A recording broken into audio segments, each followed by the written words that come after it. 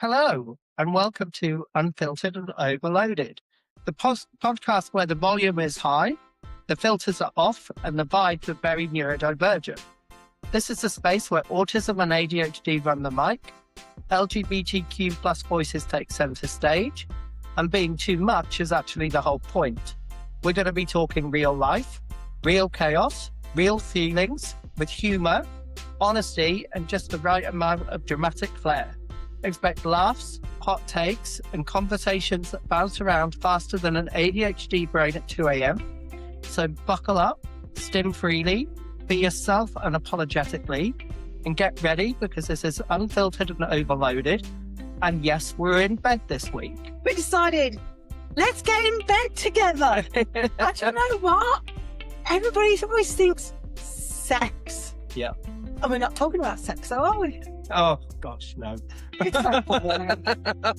Everybody has so much to talk about sex.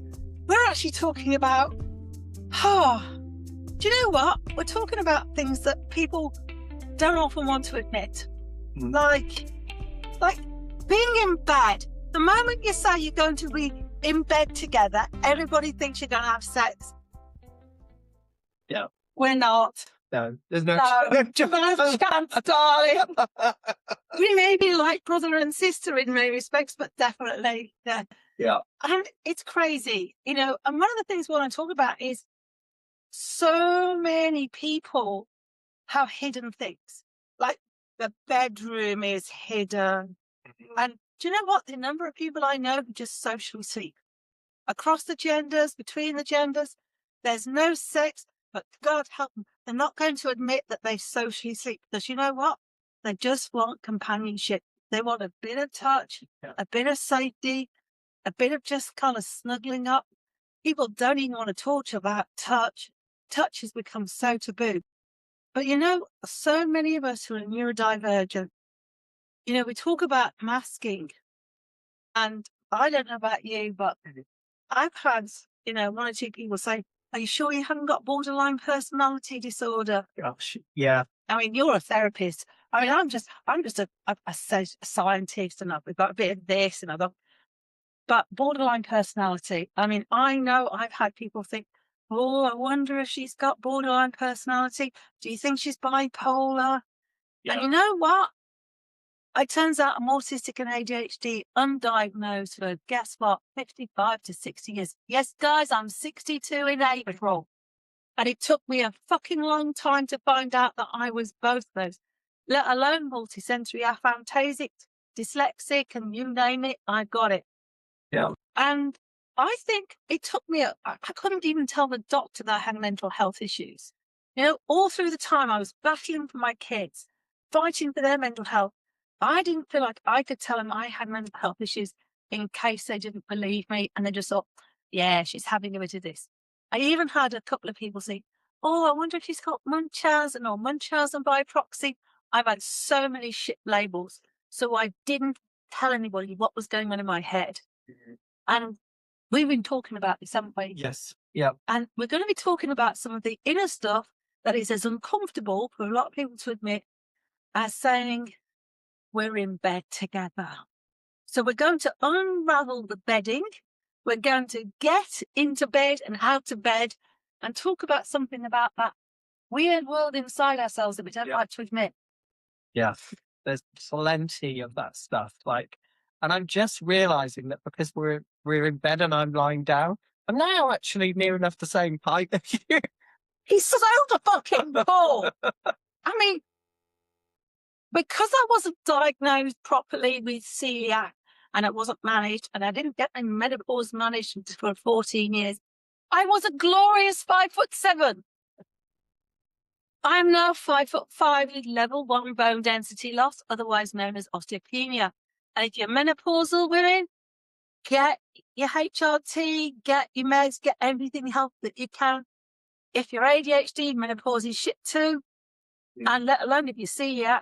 So, yeah, don't take any shit for them. Get sorted because losing 2 inches means my back is fucked. He's so tall. I wore my special Doc Martens 4-inch heels, 1.5-inch platforms because I'm tired of people taller patting me on the head at 5'5" and go, "Hello, midget." Not that Croy would do. No, yes, she would if you don't like him. Yeah. I think we're at that point where we definitely would now. It's just, I know we've had you've had a few drinks, haven't you? Let's tell them honestly, we're unfiltered. Sober. I'm celebrating because I have been really practicing about moving in the energy of abundance. Just really practicing, but it's taken me like quite a while, almost 2 years of just really understanding that if we believe that we are all that we need, we are enough, that we are beautiful as we are, that we are amazing people. And yes, we have challenges. Yes, people don't understand us. Yes, we have things that torment us within. And don't get me wrong, I have enough of that. This week I really fucked up. But it's just been, I'm celebrating. I got to meet Croy and his partner. I had a little windfall yesterday that came out of the blue. Thank you, government. They owed me money and they paid me. And I didn't even know that they owed me. That's the ADHD, not keeping a track of things. Yeah. So I just thought, sod it, fuck it, we're going to celebrate. So I've had a little bit of wine and one of my favourite malt whiskies or two. And since I have had a lot of drink over the last few months, you can imagine it's kind of gone to my head a little. Not that I'm supposed to submit that I have a little bit of a drink every now and again. But you know what? Partying, celebrating, sharing abundance, sharing joy with people. Yeah. So he's sober, trying to keep me sane. Under control, maybe. Yeah, sane is a little bit far reaching. Better go so under control. That's yeah. And there's, I tell you what, there's a lot of people who try to keep me under control. I think they failed miserably, didn't they? Yeah. But we are going to talk about that kind of inner family, that the things that we do to try and keep sane. And it's hard, isn't it? It is. It's that thing of, we meet different people, they take different roles. We have different roles. Like we talked before about Dark Alice and how I've now got Philip. I was going to say I've got Philip inside me, but I think that's another podcast. That's the bed. You don't have to. Yeah, we don't want to go there. Okay. God, I thought you'd fallen out of bed then. That would be hilarious. You see that on the outtakes, wouldn't it? Yeah, you see that on the outtakes. Would be outtaking? I know you wouldn't. No. He's a little If I was to fall out of bed because I was reaching for my lovely malt whiskey. Yeah. I'm doing this, and I don't know why I'm doing this. And I'm doing that. So the camera is following us. If we do what? What's this about? We can dance. Sorry, guys, we're having a very late evening silly moment. Very straight. I'm just thinking, like, who am I trying to impress? I don't know. I don't know who you're trying to impress. Is that part of your inner family that you sometimes find that comes out? Just because we're on camera. Oh, I have no inhibition when I'm on camera. To know why that camera's... Do you know what? I feel like that camera's having ADHD moments. Yeah, what is that? I don't know. Does it follow us? I think it is. If we do that, then it is. I tell you what, if you're just listening to this on Spotify or Apple Music... Oh, yeah, we should explain. We really need to explain that we're also videoing this, and you can see it on YouTube. We're sitting on a bed, and the camera and the video and everything is just a little bit further away than we like because the table won't come much further forward. And we are busy moving around. And since the camera is on autofocus, it's kind of doing a happy little dance. Yeah. You know what? We are having fun playing around and exploring how this all works. Yeah. But this is ADHD. Do you know what? This is also a principle. If you're talking about Tantra and the classic philosophical Tantra, it talks about not performing, but being present, not being perfect, but just going for it and just doing it. So, we decided right at the beginning, and I think the cameras definitely had more drink to drink than I have had. Is that possible? Yes. I've been very behaved tonight, sort of. But there's just this thing, you're like, you know what? We could actually I could have bought my big conference camera, big microphone, a stand-up table. But given how we both are with autism and ADHD and anxiety, and now I've got hiccups, you know, we'd have ended up getting all of this big tech stuff ready to go. Yeah. And then we'd have sat there probably really frozen. Yes. So we decided just to keep it simple and go for it. So yes, we may look like we're far away, but we're not. We're here. Yeah. As if you're watching the video. Audio guys, seriously, you know, I think both of us have had are just tired of living up to expectations, having to dig deep into different parts of us and put on a mask that we don't recognize. Yeah. We have spent our lives trying to meet society's expectations, the teachers, the parents, the siblings, the work, the person in the shop. You end up hyper vigilant, not knowing if this is how you're meant to be. And then you get the ADHD side that becomes just risk blind, just think there's parts of you just think, impulse. You go and do stuff and then everybody goes, why did you do that? I don't know. I felt like it. Well, you do know you let the family down or you've let yourself down. Oh, and then you do something and the next thing you know is the teacher's thrown you out the classroom. How dare you do that? And you're standing there going, what did I do? Well, you said such and such. Did I? Yeah. Or you did this. You flicked a rubber and I told you to stop it. Did you? You know, it's really difficult. Got that camera was interrogated it. You know what? This way, I'm going to actually switch the autofocus off and say, shut the fuck up. Yeah. Do you think there's something more that goes on in people like us that are neurodivergent that we can develop characters within? Yes. I think we do, and we've spoke about this, haven't we? About finding different people, like the impulsive side or that cheeky side, or like keep doing this for some reason. I don't know who this is, but it's somebody. And it's that thing of everyone has an alter ego. So my guilty pleasure a few years ago was watching The Housewives. I used to love watching them bitch and scream and all this stuff. And they had this artist come on that would do a painting of alter ego. So you would have someone maybe doing the kind of like schoolgirl or, selling cookies and Girl Scouts, that sort of things. But then the flip side of it would be someone that was in like bondage gear and like crushing that person. And it's like, I know that, yes, on the outside, like, when we first met downstairs, it's like, oh my God, I froze. And it's like, oh God, what do we do? Are we hugging? Are we not hugging? And it's that thing of scanning everything. But inside, there's different personalities that we have. And I think that's where people get confused with like different personalities. We're not saying that we act like that all the time, but put us in a different environment and we become different people. Like, I'm pretty sure that if I was to have drinks, if I liked alcohol, I would be very different. And I know lots of people say that it does free them up a bit. No judgment. Not But if I'm around, I call them my people. If I'm in a room of neurodivergent people, I get it. I can act like literally I'm the best person there. I can suddenly function. Yes. I can do all of that, but put me in a room of 50 strangers and they're all neurotypical, and I am the one in the corner trying to claw my way out of the wall. I will literally find any exit I can. I would be the one climbing out of the bathroom window.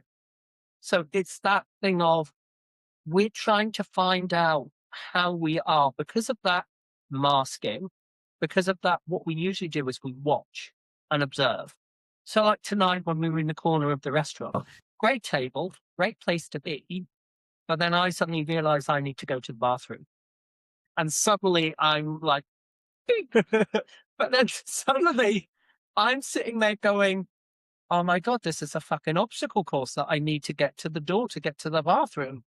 And suddenly the room changes. So now I need to be someone different. Like, I don't know, G.I. Joe, I think that's a person. You did change. Yeah. What was interesting was actually to be there with Croy and watch how he went from being really relaxed. I mean, I would have to be honest. I was having it. I don't know. I think your partner and I shared that bottle of wine, Yes. and I think he really enjoyed that wine. Yes. And but I was getting to know Croy's partner a bit, so there was a lot of conversation with your partner, and so you're quite quiet. Yeah. And I recognised that, but you look like you were chilling and enjoying. Yes. Yeah. Yeah. Was, yeah. And so I was checking in. But then as soon as she said she had to go to the toilet and you looked, it wasn't going to the toilet that was the problem. It was looking across the whole length of the restaurant because we were in the farthest corner. Yeah. And then realising, not sure where the toilet was on the ground floor. Mm-hmm. And it was that whole navigation around all the tables because it's really busy. And the waiters and the waitresses. Yeah. And then finding the toilet. That's a spatial navigation, mental sort of juggling. Yeah. And I've watched you change. Hmm. And people, I mean, I know that if other people sit and say, well, what's the problem? Just go to the loo. Yes. I just ask somebody. And that's that word, which we said before, Yeah. is the just. Yeah. Yeah. I watched you change, and I could see you go from this confident, chilled out, totally not bothered.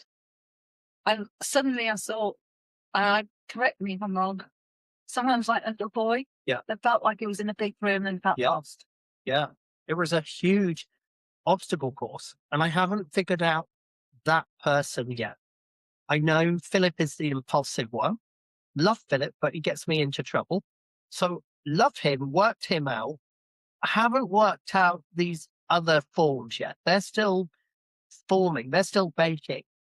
But if I can get them and utilize them when I'm ready to, like I really, in that moment of going to the bathroom, I hate saying this, but I needed the sportsman.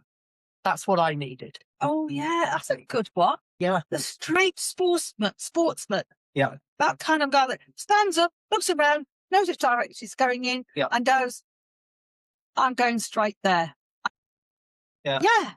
Just needed that person to get there, and then it's fine. Because once I've done it once, I can then come back. But it's if you get stopped, because I was thinking, well, if I leave the restaurant, they're going to think that I've finished. So how do I get back in? Because there's no stamp on your hand or anything like that. So it's like, I don't know that interaction part.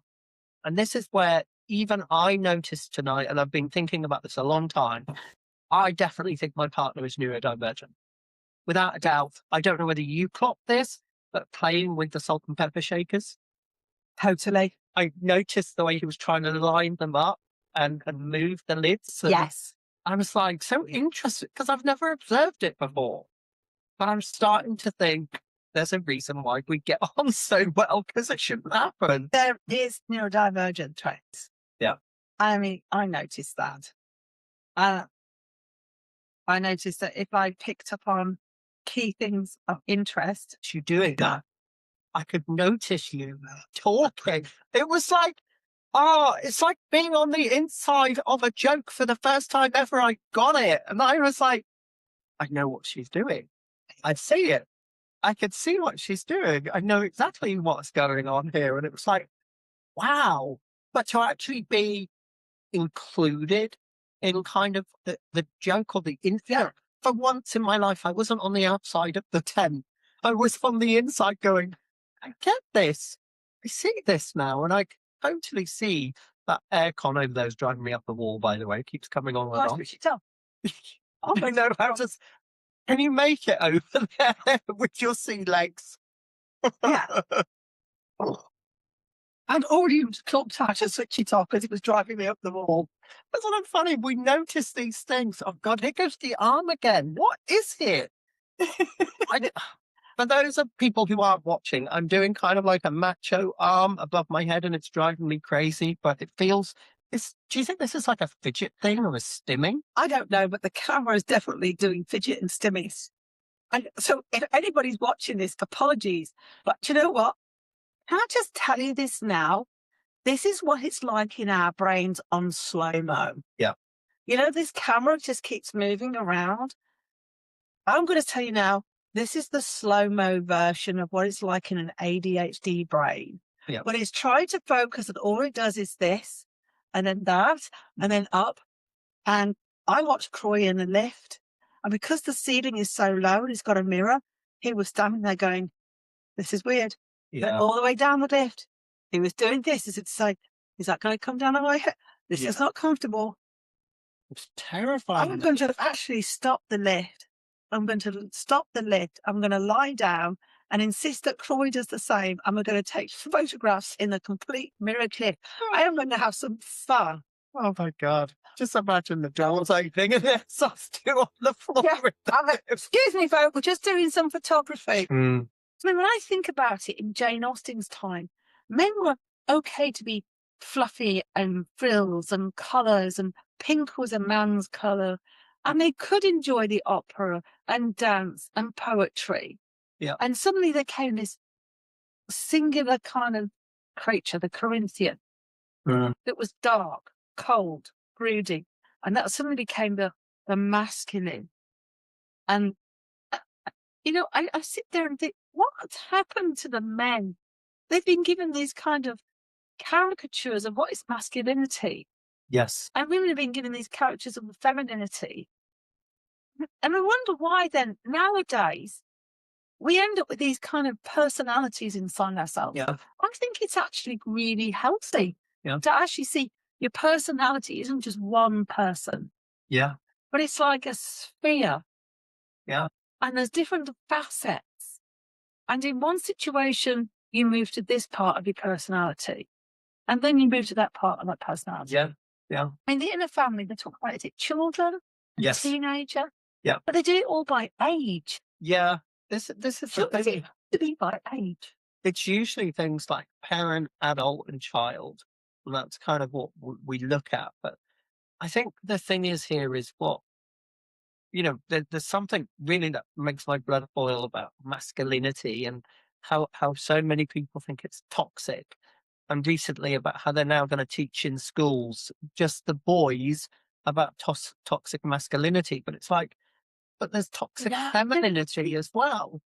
And it's like when you're talking about HRT and that, I'm sitting here thinking, well, very recently I had my testosterone levels checked, but we don't talk about TRT. We don't talk about that because I didn't know it was a thing. But it's HRT for men. Yeah. I mean, there are men who, I mean, we all know that but you may not know, but as biologists, men's testosterone gradually dips a little bit as they get older and their estrogen goes up. Yeah. And women's testosterone gets all over the place, but their estrogen drops. And this is why women get more feisty as they get older and men get more mellow. Yeah. I think this is the problem when people look at us, the autistics and the ADHD and all of that, because we are very different and we do change. I think people then get very confused with it and very muddled, and they like to put a label on it. Tell me about some of the sensory needs that you have. Tell me what's going on for you. Why are you feeling this way? Because it's autism or it's ADHD. And people don't understand. I always say to people, there was me prior diagnosis. I could function. I love that person. He went to London by himself. It's like, oh my God. But afterwards, I'm just like, I can't do those things, but I'm giving myself permission to understand myself. Actually, I don't need to do those things. It's okay to have a meltdown. Like we've said before, we would last the longest if we got lost in the woods after we've had a 90-minute meltdown. Then we're going to start to organize stuff and go, come on. But then don't you find that there's a part of you that has the meltdown? There's a part of you that suddenly becomes the warrior. Mm-hmm. There's a part of you that suddenly becomes the caretaker and manager. There's another part of you that goes, oh, look, they're funny looking butterflies. I mean, I actually just looked. I actually just looked. I'm like, Where are the butterflies? Where are we looking? We're inside. I have tried to understand that in a family business and the borderline person. I mean, I know I've worked with people who have dissociated identity disorders, and I have sat with someone who must have had about 17 different alters. And I could watch them, and they freaked out when I said, "Oh, hello, who am I talking to?" And they went, "Pardon?" And I said, "You know me?" I said, "Yeah, I was talking to somebody else, but I think I'm talking." And they hadn't told me they had DID. Mhm. They hadn't been properly diagnosed. I spotted the different personalities. And their psychiatrist had said, "I only want to speak to one alter, one personality at every meeting." Wow. But if you only speak to one of their fractured alters, then you never get to know all the others. And I sat with them, and when I was with them, I worked out, why don't I just treat it as a chorus? Mhm. So this person has a chorus of personalities. Mhm. If we want to make sure that they all are on the same page, let's have a communications book. Let's write down what we've talked about with one personality, name it, and then when we come to the next one, we write that down. Yeah. Which meant that all the personalities had a journal of what everything was being talked about. They never had that in all the time. Yeah. The psychiatrists haven't done it, the psychologists haven't done it, the GP haven't done it, the educators haven't done it. No one had thought of having a simple communications booklet, so they all had it there. Yeah. And it's like, why do we see it as a disability? Why don't we just see it as this person has a chorus of personalities within? This one was mathematical, one was creative, one was a sportsman, one was a care manager, one was a cleaner, they all had different elements which they would happily do. Mhm. So rather than seeing it as a problem, see it as a way, as a group of people in one person. Yeah. So why can't we do that with people? Yeah. It goes back to that not viewing us again, isn't it? Like, it's like many people, if I sat down there tonight with, say, neurotypicals, and they saw me suddenly change, you're right. They would just go to the bathroom. What's up with you? You're an adult. Just go. And Or that would what's have up made, with you? Or yeah, what's up with you? Or why didn't you have a drink? yeah. And I would have just froze even more. But to know that I was in a safe space to go, can we just talk about this for a minute? Can we actually just discuss how I'm going to get to the bathroom? And that was so nice to be held in that moment, for people not to go, oh, just do this. Just, yeah, that word drives me up the fucking wall. Just do this, just do that. Great. That's fine if it works for everyone else. But actually, you know, when I've met people before and they go, let's just meet in a cafe. And I'm like, yeah, sure. Because Philip's like, yeah, sure, we can do that. That's no problem. And then you get to the cafe and you're at the door and you go, oh, don't know how I'm going to do this. I'll ask you. Yeah. Have you gone to the door and realised the very place where you agreed to meet Yeah. was about the last place on the earth you wanted to be? Yes. You suddenly realise the windows are all steamed. Yeah. There's kids running around. Not that I have anything against kids. I had 3 of my own. But you suddenly realise that the one table where your friend is sitting Yes. is like the obstacle course of death. Yes. There's the buggies, there's kids, there's bags, and you realise you're wearing the biggest coat and the rucksack, and you realise that the gap between the tables is narrower than Yes. than your thighs, Yeah. and you've got and you realise that it's like, and the chair that they've left for you has the back to the whole of the room, Yeah. Yeah. and all you want to do is run. Yes. You'd rather sit in the rain. Yeah. Yeah. I do it all the time. But I'm learning to say if I'm not comfortable. But because usually it's me and my partner, it's usually a table for two, which is usually either right at the front of the restaurant where it's really busy, or right down by the toilets, which again, no one wants to be there because it's busy with people coming and going. So I like it when we can go, can we have the big table? Yes. But time and time again, when you do ask people and you say, I'm autistic, do you have a quiet spot? They don't know what to do with that.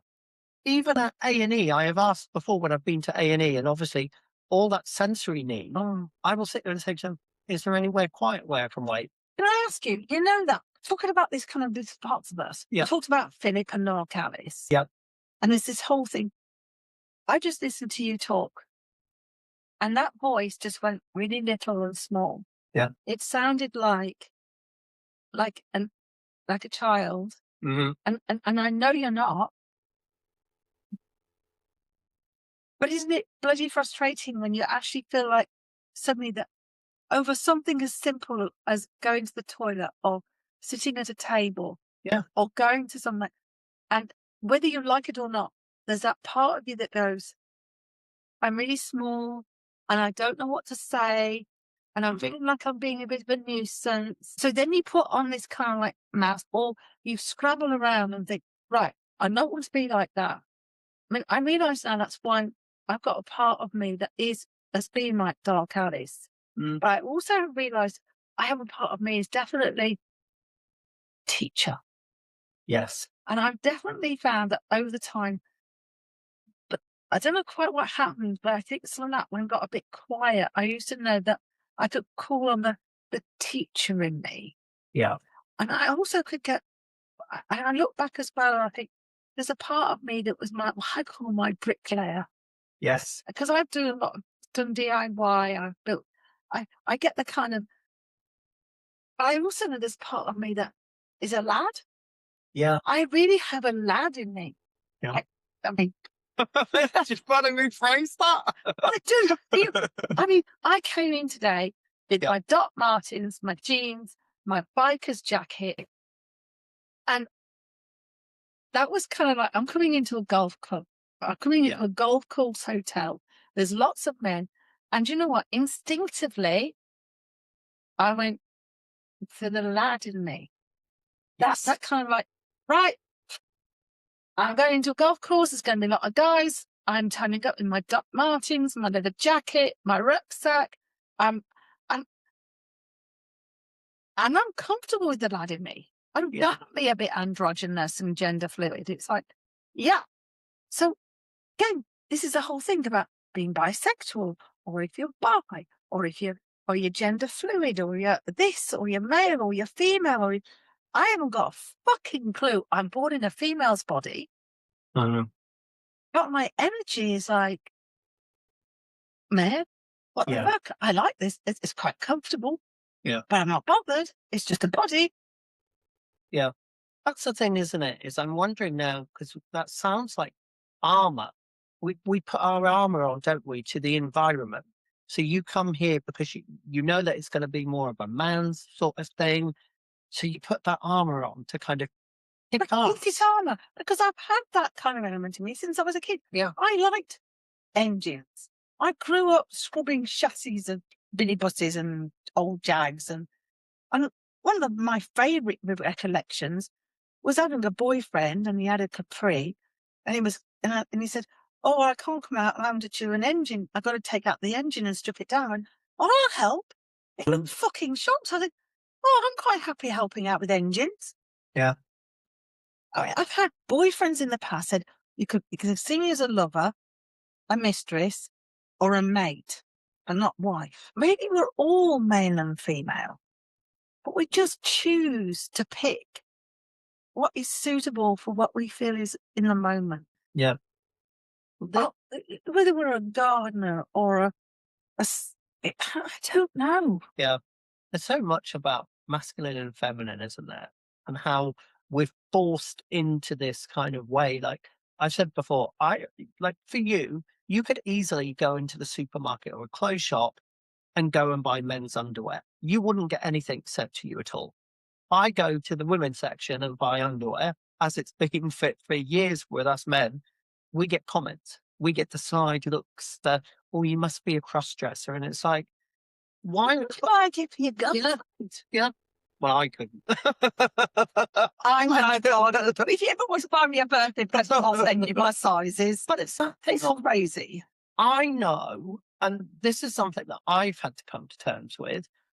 I know that I would class myself as, yes, I'm gay, but I also class myself as non-binary.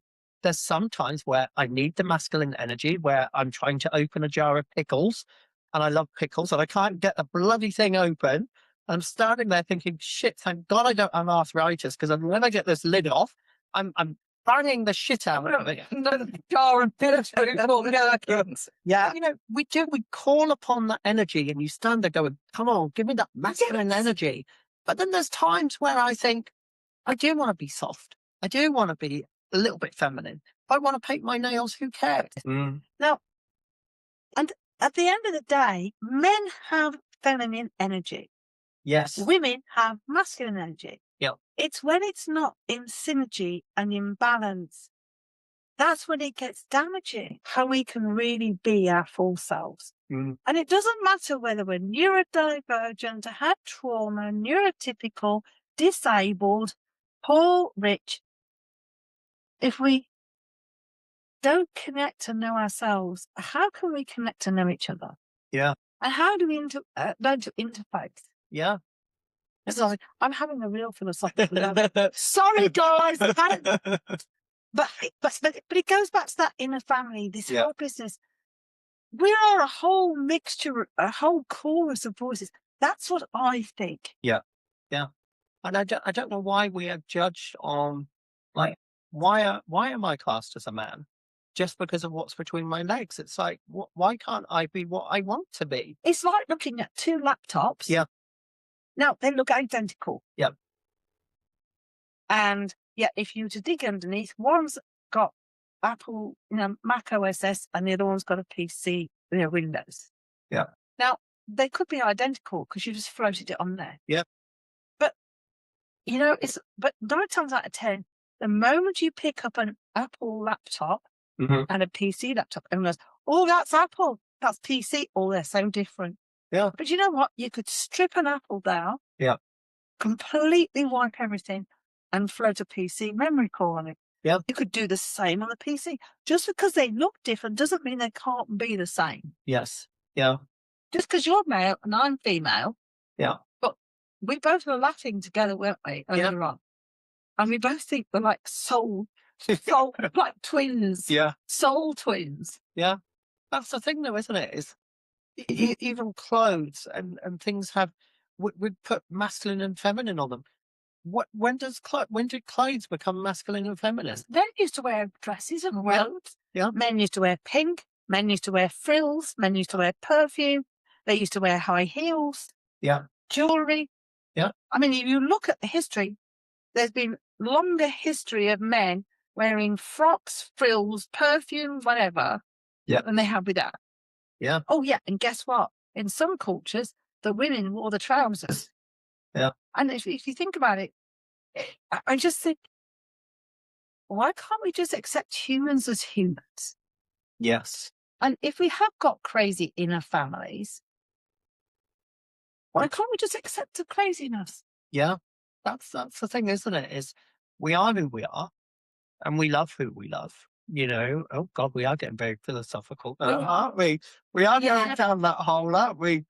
Do you know what, everybody? You're beautiful. You're unique. I think you as a counsellor and me as I'm an educator and teacher. You're a counsellor and therapist. Every single one of you is listening. You are unique. You are beautiful. And don't let any other fucking bugger tell you otherwise. Yeah. Or we'll set ourselves on them. We'll go back some off. Yeah. Croy is Croy. I am Jays. And no matter what people think about us, we're twins, aren't we? We are. No, seriously, guys, just have a really good day. Yeah. And be who you are. And accept you and respect you yourselves. Because when you accept who you are and you respect who you are, and when you love who you are, no matter how crazy it can fit inside, When you start doing that for yourself, you'll be surprised how many people will start doing it too. Yeah. It starts with us. And, I think Corey and I both say, in bed together, Yeah. being crazy and whatever. Yeah. We are crazy. I'm just noticing your socks. My socks. My God. I've got toe socks on, folks. He doesn't like them. My kids call them. What's that foot different than that foot? What's Okay, this is an addendum. We weren't going to finish, but we're now distracted on socks. I wear toe socks because I can't feel. That's better. Because I can't stand the feeling of my toes next to each other. Wow. Look, you see, I have my toes. I don't know if you can see them on camera, but each toe has its own little. It's like gloves for toes. Do you know what we're going to get now that you've just shown your feet on the camera? We're going to get photos people spare you photos of your feet now. Yeah, if you want a photo of Jay's feet, just happily answers on the postcard. Gosh. That's really strange. That's a whole nother topic. It's a whole other topic. Yeah. By the way, we will be doing some podcasts that are probably 18 plus. However you identify and express yourself, be who you are because you are glorious. And Croy and I are here to celebrate you. Yes. And we hope that our crazy conversations give you some hope that it's okay being you. Yeah. Love to you all.